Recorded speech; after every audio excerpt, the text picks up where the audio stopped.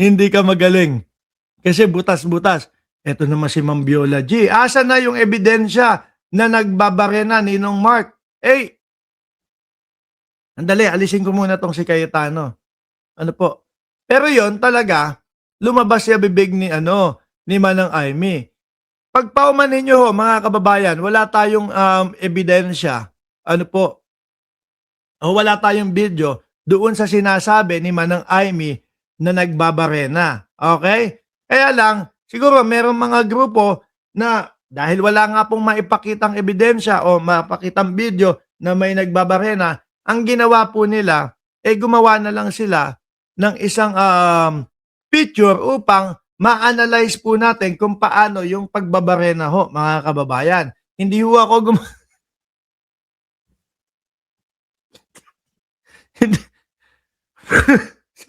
sandali, sandali. Hmm.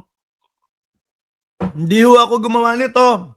Mga bossing, kami ho, laging ang style ng aming ang style po lagi ng aming pagbablog. Nag-ano po kami. Yung pagre-research na ginagawa namin, tinitingnan po namin sa social media. Lahat po, no? So, dumaan po sa newsfeed namin. Siguro, sabi, napaisip ako, mga kababayan, siguro gusto nila na magkaroon ng analisasyon ang mamamayang Pilipino kung, kung paano po yung nagbabarena, mga kababayan. Okay. Sabi ni Ma'am Ning Gigi, unang tingin ko, carrot. Alisin ko na ho, mga kababayan, ha. O, balik natin si Peter Cayetano. Ituloy natin yung galit ni Peter Cayetano. Ito mga armadong group. Kung sino man ang gumawa nung picture na yun, tinayo pa ka. Ang galing mo. ang galing mo. Oh, You know my history. I've been in government ng lahat na yan. Kaya kong papuntahin dito mga armadong grupo. You know my history. I've been in government since 1992. Do you have wait, Brad. Ang galing ko naman gumawa, no, ng mga eksenang ganyan. Kaya kong papuntahin yung mga armado grupo. Mga nakita sa video, yung Osaa may hawak na mahahabang barel. Di ba?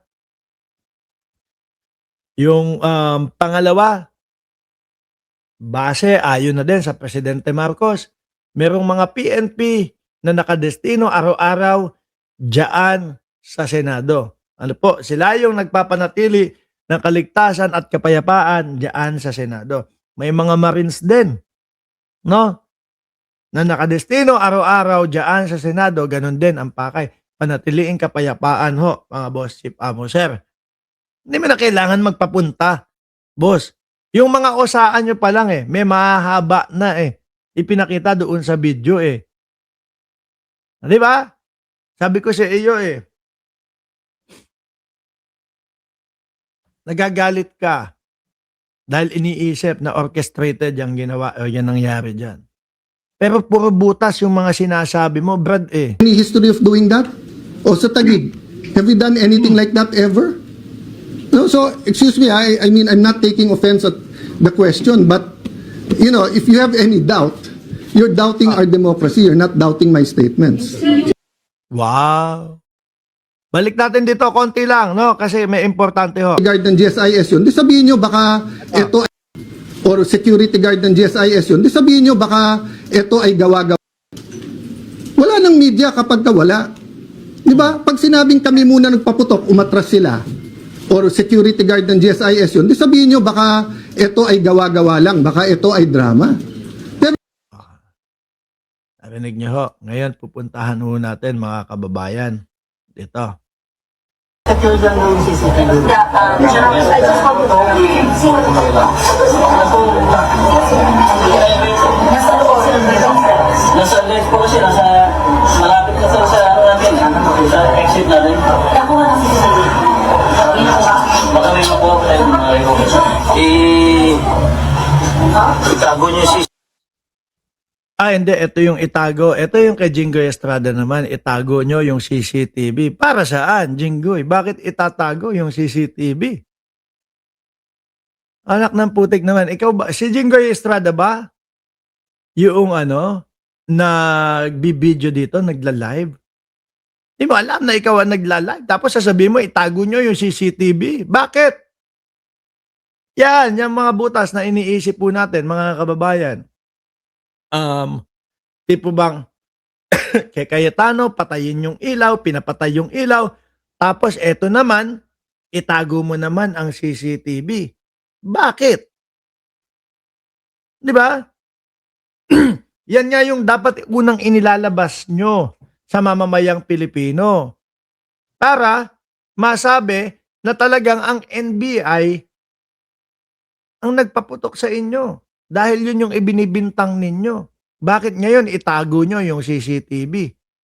Yun yung sinasabi ho nila, mga kababayan. Di ba? At etong tao na to, Exactly. Sino na sino? Kami po, meron din hong video na sinasabi niya na meron daw pong nakita sa labas na NBI, itinaas daw yung baril na ganon, o kung paano mang pagtaas nung baril, kaya daw po siya nag-warning shot. Di ba? Yung sinasabi ni Alan Peter Cayetano. Sabihin nyo sa amin, kung kami ang unang nagpaputok, baka nga, gawa-gawa yan. Alam nyo mga kababayan, doon sa sinasabi nila na araw-araw na sinasabi ng Pangulo o yung mga nakadestino na mga kapulisan, na mga PNP at merong mga Marines at yung mga osaan nila, mga ganyan, mga guard nila may mahahaba din. Araw-araw nagiging katsokaran na din po ng mga ano yan eh. Ng mga syempre sama-sama po sila nagtatrabaho sa isang pasilidad ho, mga bossing. Araw-araw nagkakasalubungan. Di po ba?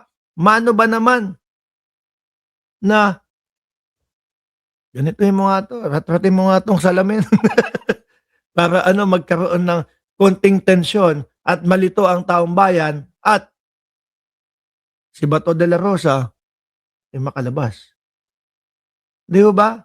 Yung mga ganyan po, yung mga itago mo yung CCTV, pinatay namin yung ilaw kasi may nagpapaputok. Sana kung kayo yung nagpapaputok tapos may night vision kayo. Di ba? Sana kung sila yung nagpapaputok tapos meron ho silang night vision, mga kababayan, iyon.